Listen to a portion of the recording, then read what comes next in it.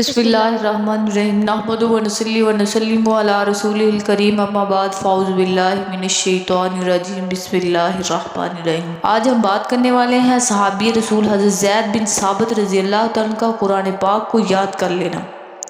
حضرت زید بن ثابت رضی اللہ تعالیٰ عنہ جلیل القدر صحابہ میں سے ہے جو اپنے زمانے میں سے بڑے عالم اور بڑے مفتی شمار ہوتے تھے، بالخصوص فرائض کے ماہر تھے۔ کہا جاتا ہے کہ مدینہ منورہ میں فتویٰ قضاء فرائض کے رات میں ان کا شمار چوٹی کے لوگوں میں تھا۔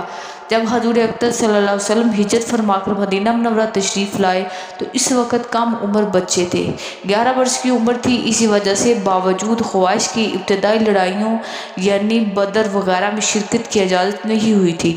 ہجرت سے 5 برس پہلے 6 سال کی عمر میں یتیم بھی ہو گئے تھے۔ حضور اکرم صلی اللہ علیہ وسلم جب ہجرت کے بعد مدینہ منورہ پہنچے تو جیسے وہ لوگ حاضر ہو رہے تھے یعنی حصول برکت کے واسطے بچوں کو بھی ساتھ لا رہے تھے، زید بھی خدمت میں حاضر کیے گئے۔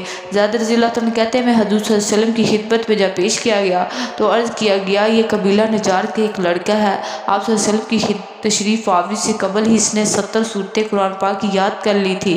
حضور صلی اللہ علیہ وسلم نے امتحان کے طور پر مجھے پڑھنے کو ارشاد فرمایا۔ میں نے سورۃ کاف حضور صلی اللہ علیہ وسلم کو سنائی۔ حضور صلی اللہ علیہ وسلم کو میرا پڑھنا پسند آیا۔ حضور اکرم صلی اللہ علیہ وسلم کو جو خطوط یہود کے پاس بھیجنا ہوتے تھے وہ یہود ہی لکھتے تھے۔ ایک مرتبہ حضور صلی اللہ علیہ وسلم نے ارشاد فرمایا یہود کے جو خطوط و کتابت ہوتی ہے اس پر مجھ کو اطمینان نہیں، گڑبڑ نہ کر دیتے ہو تو یہود کی زبان سیکھ لے۔ زید رضی اللہ عنہ کہتے ہیں کہ میں صرف 15 دن میں ان کی زبان عبرانی میں کامل ہو گیا تھا۔ اس کے بعد جو تحریر ان کو جاتی وہ میں ہی لکھتا تھا اور جو تحریر یہود کے پاس آتی تھی وہ میں ہی پڑھتا تھا۔ ایک دوسری حدیث میں آتا ہے کہ حضور اکرم صلی اللہ علیہ وسلم نے ارشاد فرمایا مجھے بعض لوگوں کو سورانی زبان میں خطوط لکھنا پڑتے ہیں، اس لیے مجھ کو بھی سورانی زبان سیکھنے کے لیے ارشاد فرمایا تو میں نے 17 دن میں سورانی زبان سیکھ لی تھی۔